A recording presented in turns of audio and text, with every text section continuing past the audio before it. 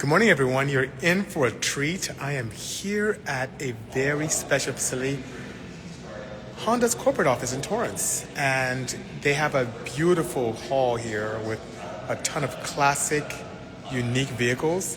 So why don't you join me and let's walk around a place that very few people have access to. So let's take a look. Oh, look at that. Now, it's interesting, right? It's a dealership vehicle, but this is like a Chevrolet truck with American Honda Motor Company on it with a couple of nice bikes in the rear. So hang on tight, guys. This should be a very nice ride. So this is the collection hall here at American Honda. They have everything from motorcycles. In this case, a 2010 Fury. It's a custom bike built by Cobra. Right next to it here is a 2004 Rune, which is here as well. Quite attractive, very hip. And I'm going to pan around here, guys, and look at these Civics. I'm going to go over these one at a time, which is amazing. Not Civics, but earlier Hondas to modern day ones. This is a 1970 N600. Very beautiful indeed. This thing used to sell for $1,300. Can you believe that? 45 horsepower, 600cc air-cooled engine. So very small, 0.6 liter, to be honest with you. And they sold about 34,000. I'm getting my numbers messed up here. From 1970 to 1972. So this is a very popular one indeed. And could go up to 75 miles an hour and 40 miles per gallon. Here's a 1971 Z600. Absolutely beautiful as well. About 15,000 of these were sold between 71 and 72, which is pretty nice indeed. And here's the one that really kind of changed all of our lives. The 1977 Honda Civic with the CVCC. You can see the badging right there, which is pretty nice. This retailed for about $3,400 in 1975. Very nice, sporty style, kind of revolutionized the entire sport compact industry. Very, very cool indeed. Next to it is another CVCC setup, this time a 1979 Accord. And moving on, this is the one I really love. This is a 79 Prelude.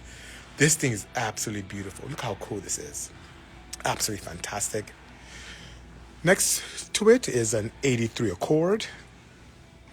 And the car that really just changed my life in particular, the 1985 CRX SI. This was a fuel-injected setup that gave this light CRX a nice performance attitude. Weighed about 1,800 pounds, had 32 miles a gallon, and retailed, believe it or not, for about $8,000. How cool is that? Beautiful black indeed. In 1997, the CRV came to light.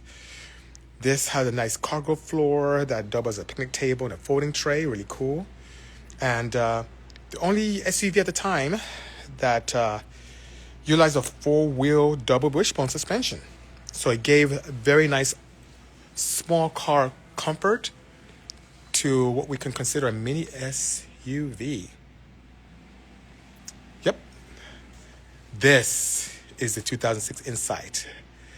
The vehicle that I saw and said this would make a perfect drag car and allow me to break a ton of records. It was introduced in 1999 and had a fuel economy of 53 miles an hour on the main road cities and about 60 highway. At the time, if my memory serves me correctly, it had the lowest coefficient of drag of any car that was commercially available, which is pretty good. Stretch one, this is at the Honda headquarters in their collection hall in Torrance, California. That's where I am. Very unique and very beautiful indeed. This hybrid was absolutely fantastic. Had a 1.0 liter engine. Back here have some outboard boat engines from something in 2016 to a 1964 old school one. Has a nice pump here, lightweight general purpose pump. That's marketed in 98. Here's a trimmer, lawnmowers. They have it all. Generators under the marine section is pretty cool too. All these different type of generators from 120 to 220 volts, pretty cool. I'm gonna pan over here. Good morning to you, Galen Ross sister. Hopefully you're doing well. Yeah, I know those wheels look nice on the EG. He said that he wanted the EG. These Insight wheels on his EG had quite. These cars are beautiful. I don't remember seeing it inside this clean. It's really nice. Okay, panning over here to an engine that enthusiasts love that came in this 99 Civic Si Coupe. This had a 160 horsepower B1682 VTEC engine, which is pretty nice indeed. And very nice. Panning over to the S2000. I keep boasting about these. No matter what I drive, that these have the best feeling shifters ever. In this case, this is a CR, which is a club racer, and the pinnacle of the S2000. To save weight, the soft top was removed, and they had a stout body brace. Air conditioning and audio system became options. Just think of it as the GT3 RS of Honda. Pretty cool. Then panning over here, 2021 Civic Type R LE Edition. The limited edition was the ultimate and highest performing version of the first Type R they ever hit the US market. And as you know, the tuners tend to embrace this quite nicely, so it was a lot of fun. Panning over here in the Honda beautiful collection hall. It's a 1992 NR750 bike. Next to it is a 1990 VR 750R. And over there is a V4 setup, which is the 1983 V750 Interceptor. 82 M85, a larger 1981 CBX 1000 Super Sport. And not to give too much away, I'm going to pan back over here. And we'll look at some more beauties here in the Honda Collection Hall. So thank you once again to Jonathan Rivers and the team from American Honda and allowing me access to this wonderful facility this morning. This is the 86 Legend on the Acura side, Acura being the luxury division of Honda. They're doing some amazing things. One of my favorites, the 1986 Integra, which came with a potent D16A1 engine twin cam, which is quite nice. This is a two-time Car and Driver Award winner, by the way, when it first came out. What are those bikes, Rev? I've heard it's like crazy.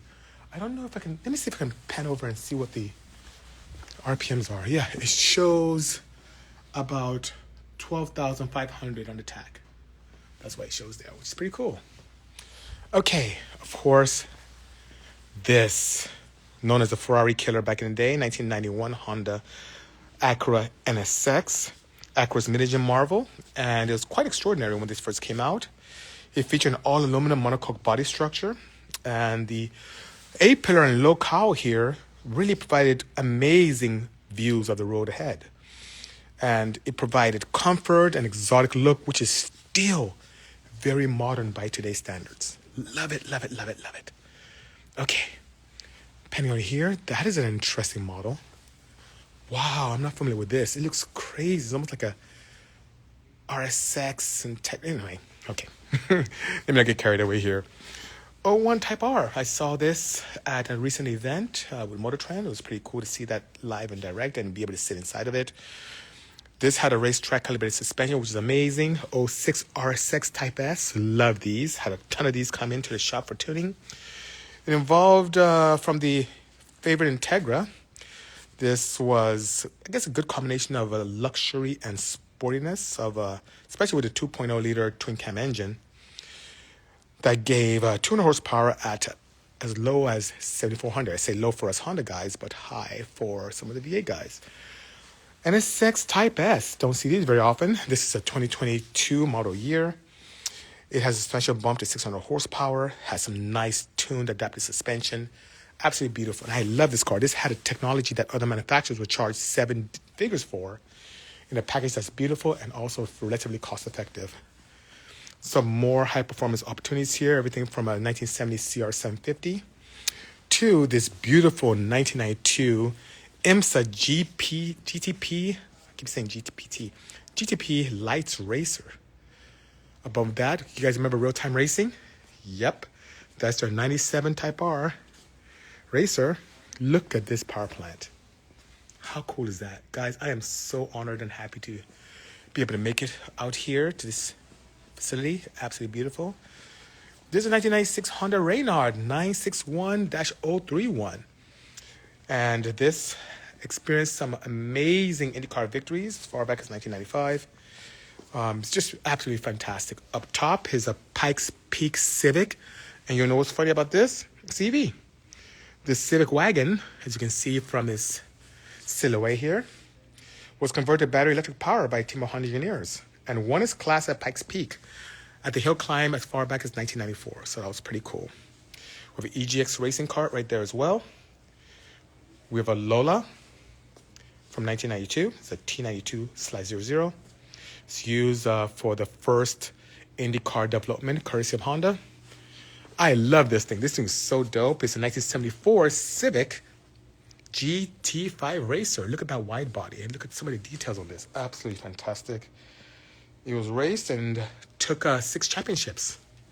So absolutely beautiful.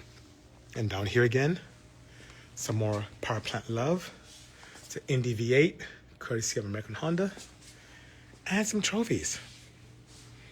Moving over here is an ATC 90. And we're going to finish up with a CB504. So I want to thank the team once again for allowing me access to this wonderful facility. We're going to exit here and look at some internals and some engine stuff, which is pretty nice. Just pan around. Oh, I remember this. This is the engine that looks like it belonged in the very popular CRZ.